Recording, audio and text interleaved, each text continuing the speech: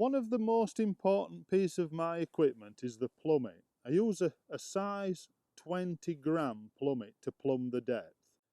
Now this is not just an implement for finding the actual depth that you're fishing at. It's also, you can check the contours of the bottom or whether the bottom is soft silt or hard.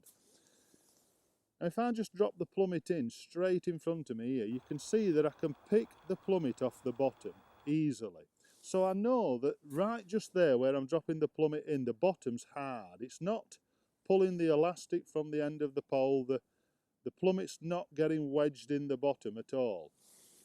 Now I'm wanting on this swim to fish two lines around about 5 metres from the bank.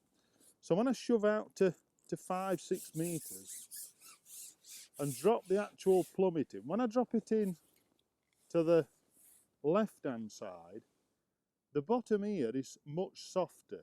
When I drop the plummet down, you can see that the plummet's actually stuck in the bottom. I can pull the elastic from the end of the pole, which tells me there that the bottom's much softer, a lot softer than what it is close. Now what happens when you feed in an area where there's soft silt, you get blows coming up off the bottom and you can foul up fish, so you have to feed very carefully if you're fishing where the bottom's soft silt.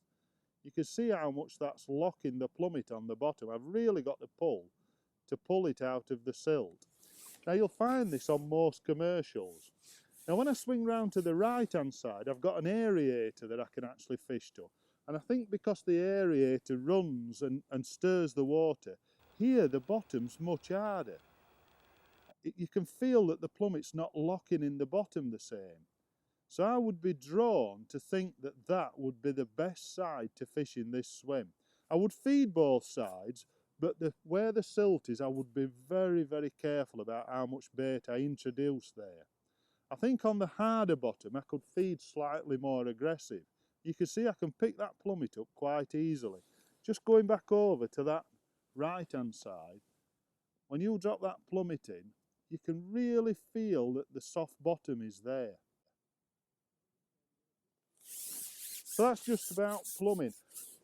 If you draw a peg where it's a slope on the inside, you can locate the bottom of the slope also with the plummet where the bottom is much harder as well. So by working your way back to the bank, you can find where it starts to shallow a little bit and the bottom is much harder. That's where it's hardest there. So that's just some tips about using a plummet and taking time to find different areas in your peg where the bottom's better to fish on.